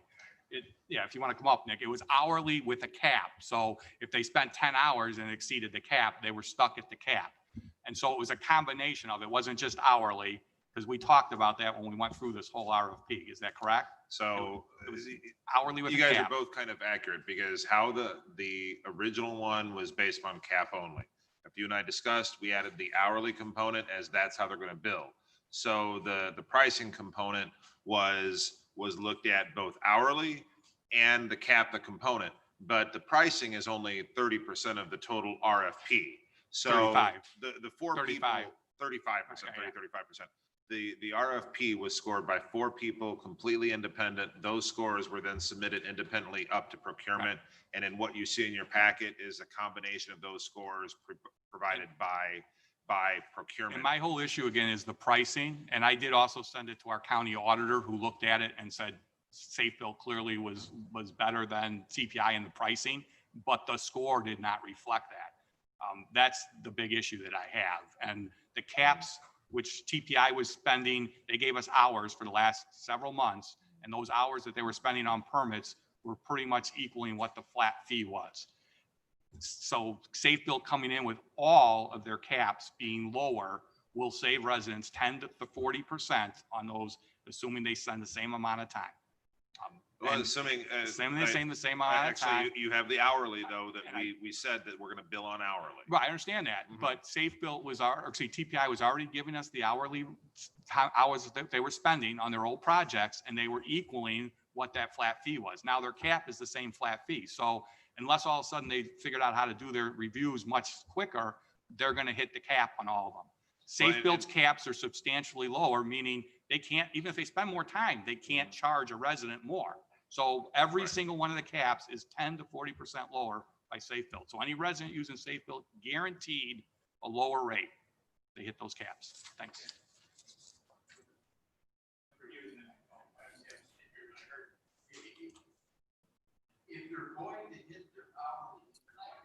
Can't hear. If they're going to hit their cap, if I just heard it correctly, if they're going to hit their cap every single time, why didn't we just do a flat rate? Why are we doing the hourly? We previously were flat rate, and you know, in working with Member Krajewski, we redid. If you remember, we brought it to the committee for approval, or the board for approval in December. We postponed it in order to put an hourly in there, and then so what we put in this bid is it's going to be based on hourly. They got to submit timesheets to show it, but we wanted to, in order to give the developer something to budget on early, we also had to put in a cap. And so they know maximum dollar that they will ever pay for when they take out their loans. And so that's why we have the cap, but it's going to be billed on hourly, period. And they've got to submit their hourly. So it's always been cap, but this one is the first time we've ever added hourly. But we're projecting that every single one of them is going to hit the cap. We don't know for sure until we get going. And the one thing we do, by having both Safe Built and TPI involved, we'll be able to compare the two of them to see what we're getting, the type of level of service. Okay, we had quite a discussion on this. Obviously, we're going to need to address these individually. So, Member Chaplin, really quick. I'm sorry. okay. I'm sorry. Thank you. I just wanted to, I share Don, member Puchowski's concerns with this. And in the past, I have voted no on these TPI contracts. I really, I don't know if this is a full-time job for an employee at DuPage, if it would be a part-time job. But I think some of these contracts that we're putting out there, we should be able to do in-house. And like I said, I just feel it's part of what the county should be doing. And, maybe we don't necessarily need all these outside contracts. So, and again, I don't know if it's a full-time position that would be necessary or a part-time. And, I'm sure we could find a part-time retired plumber that might want to do this job. I don't know, but those are just some of my thoughts. I'm going to briefly let Nick address that issue. I will say that I know the staff always evaluates whether or not there can be savings from bringing people in-house, recognizing all the expenditures and the fact that you're denying the private sector business and so forth. But with that, I might go ahead. I just want to clear up one thing. Plumbing inspections and plumbing reviews are done in-house. We have the ability, we have a person that does them. This contract, just like residential, is done in-house. This contract is in place in case if we lose that person, they leave, we're not going to leave our applicants and our permittees without a review. So we did listen to Mr. Puchowski a while ago, and we have that review capability in-house. So our consultants will not be doing that. Now, if obviously the workload gets so big that they can't handle it, they will do the overflow, but we do have the ability and we do perform those in-house. I just want to clarify that. Thank you. Okay. Thank you. All right, let's address first DCP 17320. Let's take a roll call on that. Well, let's do a motion in a second just on the.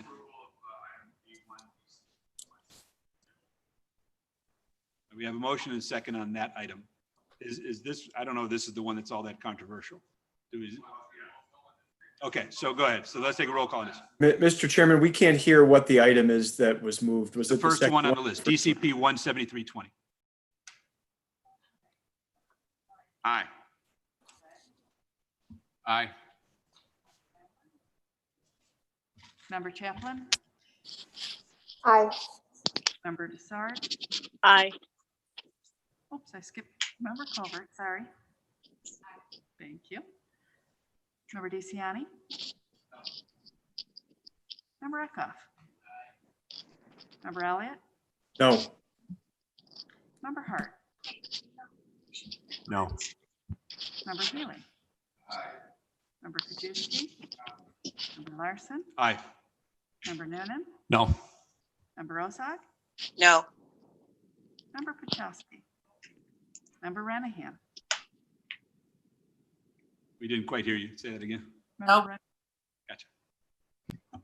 Member Rutledge. No. Member Selman. Aye.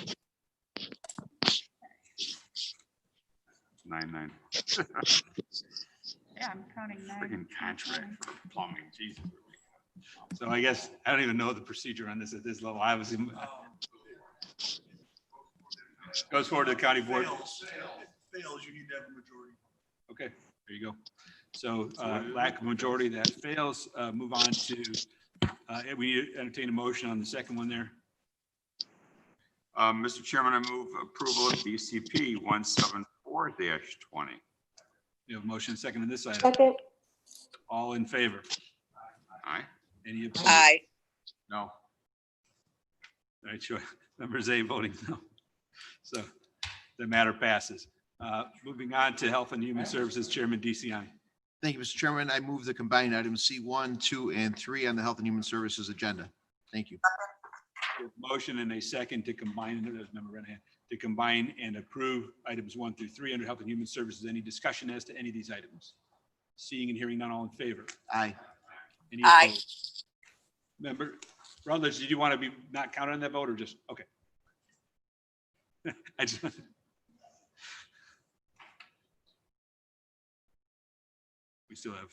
we still have a majority. We have a quorum here for ongoing business. All right, moving on to Judicial and Public Safety, Chairman Eckhoff.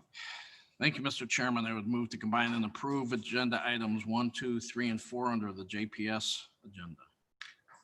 We have a motion and a second to combine and approve items 1 through 4. Any discussion as to any of these items? Seeing and hearing none, all in favor? Aye. Aye.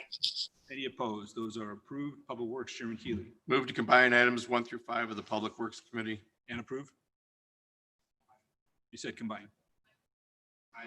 Okay. I know what was said, and I'm just repeating what was said. That's why I wouldn't have asked for clarification. All right, we have a motion to combine and approve and a second to combine and approve agenda items 1 through 5. Any discussion as to any of them? Seeing and hearing none, all in favor? Aye. Opposed? Those are approved. Technology, Chairman Hart. Thank you, Mr. Chairman. I move to combine and approve items 1 through 3 under technology, Contingent upon parent committee. contingent upon parent committee approval. Okay, we have a motion and a second to approve these items, combine and approve. I see Member Ozak. Thank you, Mr. Chairman. Hold the Okay, mic. sorry. Thank you, Mr. Chairman. I have a problem with the time that that technology meets, and I'd like to propose that we meet at 7 o'clock on board meeting days, 7 a.m., because this happens fairly often, and I think we really need to have our meeting before parent committee approval is received. I think we need to discuss things first, like we do for virtually every other committee. So I'd like to propose that we meet at 7 a.m. before the finance committee meeting on board meeting days. I don't know where we go forward with this, but this really should be discussed here, or it should be discussed first at the technology meeting, which should have started about 20 minutes ago. So I'd like to propose that and have a discussion about changing this meeting time. Thank you. I appreciate your thoughts. It's not, respectfully, it's not a matter before the board for a vote, and I'll defer to the technology chairman and the vice chairman who addresses committee scheduling to address that, to the extent that they feel that should be addressed. Member Zay, did you have a comment? Yeah, that's the committee chairman sets the time and of his committee. So Member Ozog, I would talk with Chairman Hart on that if you'd wanted that change. He controls when the committee meets and time and day. So that'll be a discussion with Chairman Hart. Yeah, and Member Ozak, I'm always welcome to feedback. I actually tend to agree with you, especially considering some of the items that we're discussing in front of technology. I think moving forward, we should explore that, provided that the room is available. I know that's the reason for the 9:15 timing that was set earlier. And Mr. and Member Hart, this thought just occurred to me, which is why I'm sharing it here, but Yeah, I appreciate it. It's not really working. So I think we need to have a conversation. And I am the vice chair, so we will speak together. Thank you, everybody. Thanks all. Any further discussion as to any of these three items? If they ever move this to 7 a.m., let the record reflect they never want to be on that committee. Okay. I second that. In the hopes that we can finish this meeting. Any further discussion on these three items that are actually before us? Seeing and hearing none, all in favor? Aye. Any opposed? Those are approved. Transportation, Chairman Pachowski.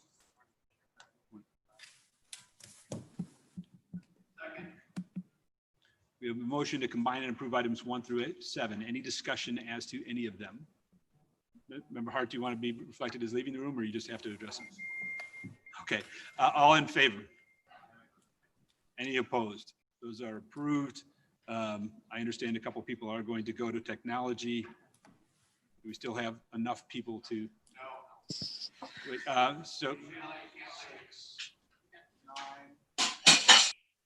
I'll stay, Mr. Chairman. You can leave. We just. Mr. Chairman, can I leave? I'm the vice chair. Well, the problem is, can you defer to the vice chairman of the committee to leave? Otherwise, we will lose our ability. We have to take roll call votes and everything. So Member Ozog, if you want to jump on that committee meeting, Member Rutledge has graciously agreed to stay, so maintain our quorum. Thank you. Okay. I'm gonna head over Oh, there. yeah, that's right. That's right. It's physically present. Never mind. You can both go. That's fine. Okay. You can both go. Okay. Okay. All right. Mr. Chairman, I move to combine approve FIR 38220 and Second. FIR 38320. Both are acceptance and appropriations. We have a motion and a second to approve those two items. Any discussion as to either of them? Seeing and hearing none, all in favor? Aye. Any opposed? Those are approved. Mr. Chair, I move on FIR 389-20, 2021 holiday schedule. Second. All right, we have a motion and a second. Any discussion on this item? Yes, Member Chaplin. Member Chap. Yeah, and I don't know if I should just do this in county board because we're running very short of time, but I would like to amend the schedule to include Juneteenth on June 18th. So I don't know if, like I said, we want to discuss it here or if we want to. We have some members of this committee missing. I don't know if you want their input in this issue or not. Okay, I'll bring it forward to Propose county a formal board then. amendment. It's up to you. I'll bring it to county board then. Okay. Okay. Thank you. With that, any further discussion on this item? Seeing and hearing none, all in favor? Aye. Aye. Any opposed? That is approved. Mr. Chair, move on FIR 390-20, placing names on payroll. Second. We have a motion and a second. Any discussion on this item? Seeing and, Member Renahan. I just wanted to bring up, I thought we were kind of going to have a hold on raises, and the past few meetings, we have approved some equity adjustments. I'm just kind of have an eye to what's going on with our revenue stream and, how we're going to do this 15% reduction that we've requested our department heads to do. And so, I just feel like I need to bring it up at this point. I thought we were not going to be doing any equity adjustments. I'm not sure. I don't know if anybody wants to make a comment on that, or we can address it at county board. Getting a little late in the game here. All right, for right now, let's any further discussion with respect to placing names. All right, seeing and hearing none, all in favor? Aye. Any opposed? That is passed. Mr. Chair, move on FIR 391-20, ratification of emergency Second. procurement goods and services, total amount 297-117.90, COVID-related item. All right, we have a motion and a second on this item. Any discussion? Seeing and hearing none, all in favor? Aye. Any opposed? That is approved. Okay. So remember Krajewski leaving the room for this next vote. Okay. 7, 8, 9, you do not have a quorum anymore. Well, we'll have to just do a roll call vote anyway. That's fine. Mr. Chairman, I move on FIR 392-20, approval of issuance of payments, Small Business Relief Fund. I knew there was an amendment. I think one company has been taken off. There was a company that's been taken off, Castro Enterprises, I believe, for further background information. If you wouldn't mind, now you're meeting under section 7E of the Open Meetings Act. You've transitioned from meeting normally to meeting under section 7E, and I think you need to make some findings.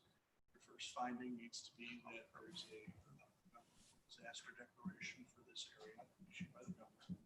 Second is that you think it's necessary and prudent for members to attend. Chairman, would you please ask him to repeat? We can't hear him. Yeah, put your microphone on. So, sure. Because you no longer have a physical quorum present, the meeting needs to transition to a meeting under section 7E of the Open Meetings Act. 7E of the Open Meetings Act provides that where there's a gubernatorial disaster declaration affecting the public body area and the decision of the chairman of the public body, it is impractical or imprudent to have a physical quorum present.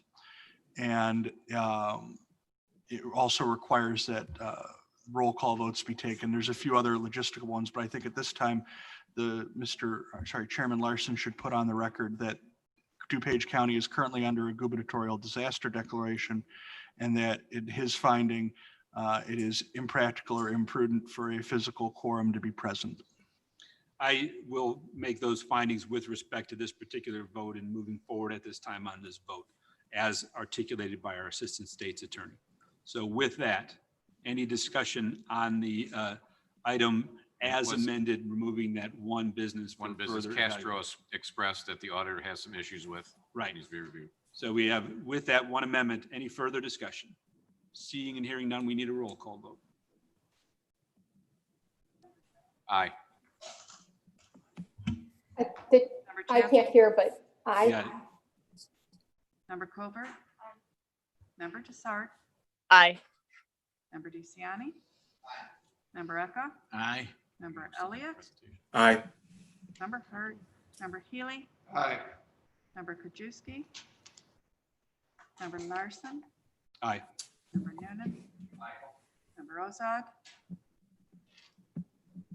She's at the other meeting. Oh, that's right. Member Pachowski. Member Ranahan, Aye. Member Rutledge, Member Selman. Member Tornatori. Aye. Okay. Okay, all ayes, that matter is approved. Informational, Member Krajewski, can you come back in the room? Okay, so we now have our physical quorum again. We're returning. Physical quorum is now present, so you are no longer meeting. Put your mic on. Oh, we don't need to talk to them.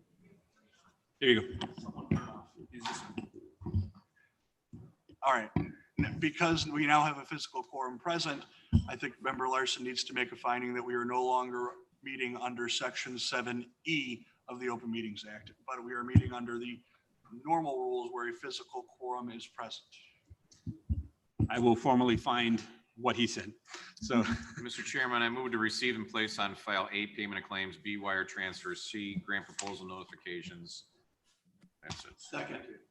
we have a motion and a second to receive and place on file those items. Any discussion as to any of them? Seeing and hearing none, all in favor? Aye. Any opposed? Those are approved. And then we have a presentation on the budget from Baker Tilly. Yes, good morning, Chairman Larson. I'll introduce our auditors. The Finance Department has completed the annual audit of the 2019 financial statements, commonly referred to as the Comprehensive Annual Financial Report. Field work took place in March of this year, and the document is now ready to be reviewed by the county board. After the CAFR is accepted by the board, staff will begin to file the necessary document with the county clerk's office and the state comptroller's office. We will also be applying for the GFOA certificate in financial reporting. And at this time, I would like to introduce Joe Lightcap with our accounting firm Baker Tilly, who can go through a brief presentation of these financial statements. All right. Morning, everybody. Thank you for having us. With me is Michael Malott, Senior Manager, who is in charge of the day-to-day operations of your audit. Next slide, please. This is our agenda for today. And as you can see, the open discussion is noted last, but feel free to stop me or Mike at any time as we progress. Next slide, please. Just here's our contact information. Along with Mike, Jason Coyle does the quality control review, and Anna Wizawati, another manager, does a lot of the detailed review and on-site field work.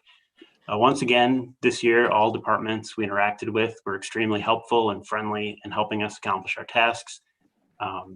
As Jeff mentioned, fieldwork began in March, continued through the end of April. We only spent 1 week of final fieldwork on site, and the rest was done remotely after the governor's stay-at-home order was issued. Despite these significant changes in where and how the audit was performed, issuance time and timing was similar to the prior year and went very smoothly, in large part to the tremendous efforts of the finance department, along with the other departments. Reports were drafted, reviewed, and then issued on June 17th. Next slide, 2 slides, please. So the deliverables that we'll be talking about today at a very high level are the audited financial statements, or the CAFR, and the reporting and insights from the 2019 audit. We also issued separate financial statements for the Water and Sewerage Fund, the Circuit Court, and ETSB. In addition, our audit of the county's federal awards will be concluding shortly.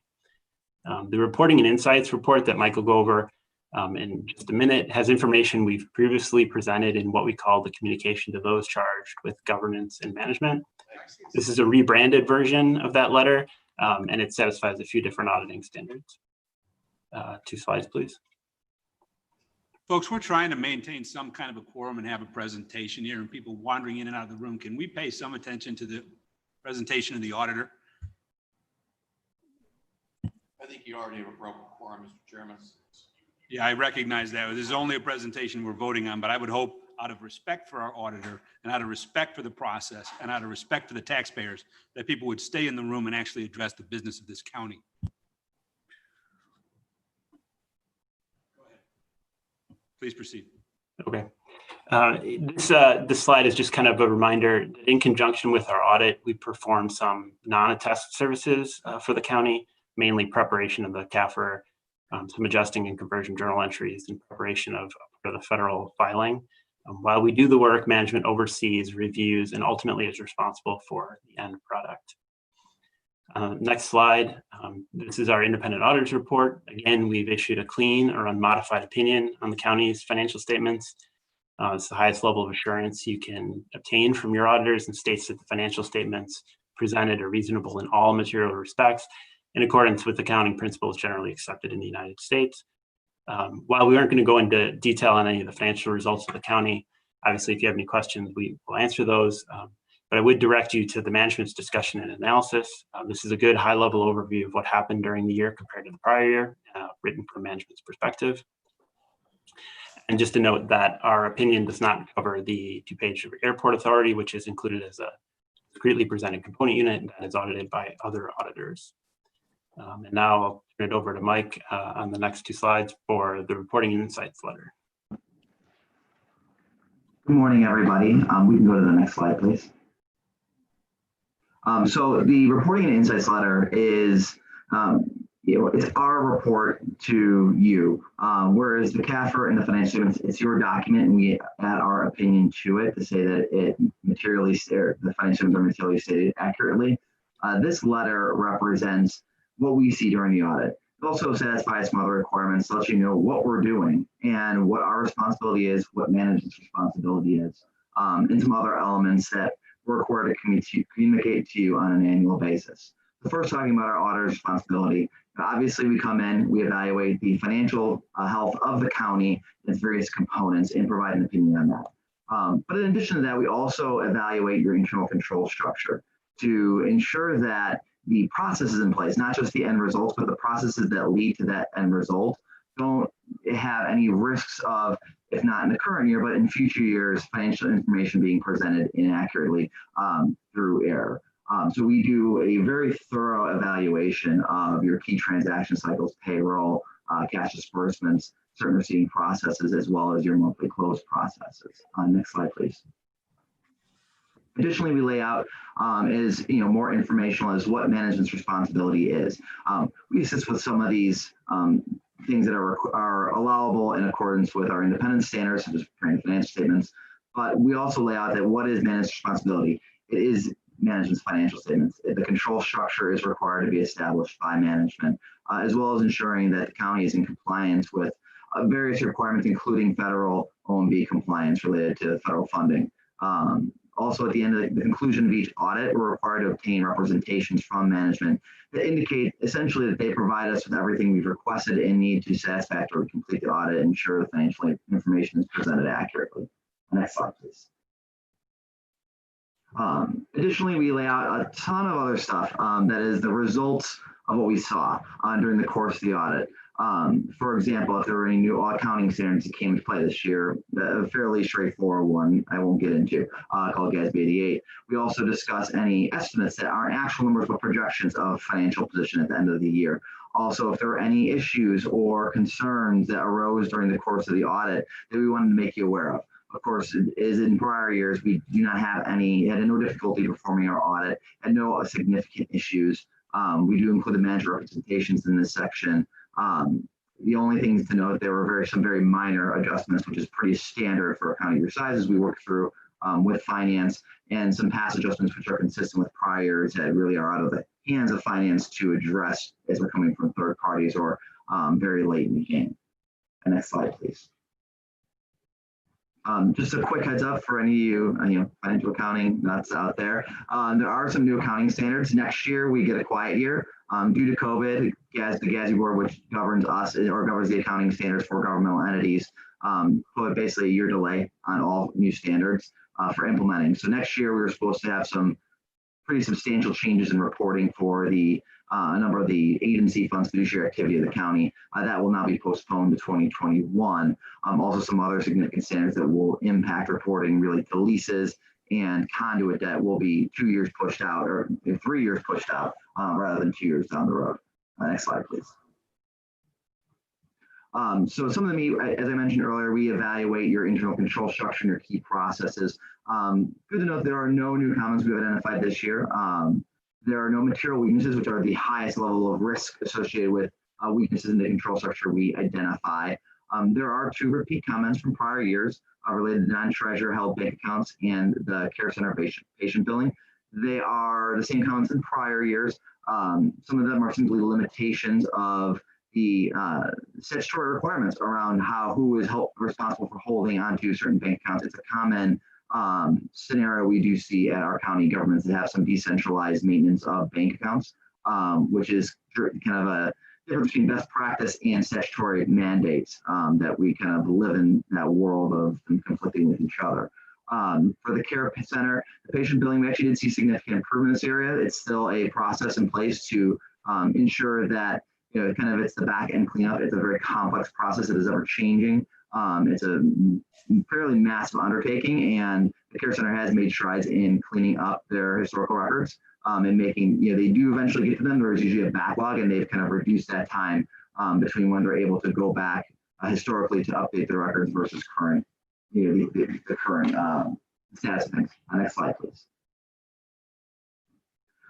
So one last thing I just want to point out, there is a way for you as members of the governing body to get information from us. It's not necessarily accounting related always. There is accounting stuff in there. There is also a lot of information related to governance and kind of a wide assortment of financial related topics.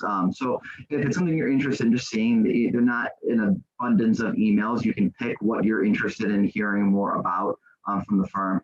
But I just wanted to point out, you can subscribe. There is a link in the presentation here that will take you to basically a subscription list, and you'll get emails periodically on certain topics that may prove of interest to you personally or as a member of the governing body.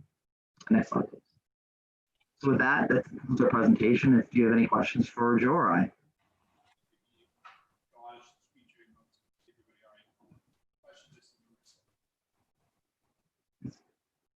Member Sarver. Thank you. Thank you for that presentation. It was very interesting. Are we, as a board, going to get a copy of that presentation? Yeah. Absolutely. This is Jeff. We can absolutely do that. Great. Thank you. Any further questions or discussion on the presentation? Seeing and hearing none, thank you. Appreciate your presentation. Sorry for the interruptions. We're going to need to now make a finding as we go into old and new business that we are proceeding under this 7E of the Open Meetings Act because we have lost our physical quorum in the room for whatever reason. So given that we are proceeding under a declaration of emergency in order to continue to conduct the business of the county, we will proceed with some members attending by remote electronic means. With that being noted, do we have any old business? Do we have any new business? Without objection, we're adjourned.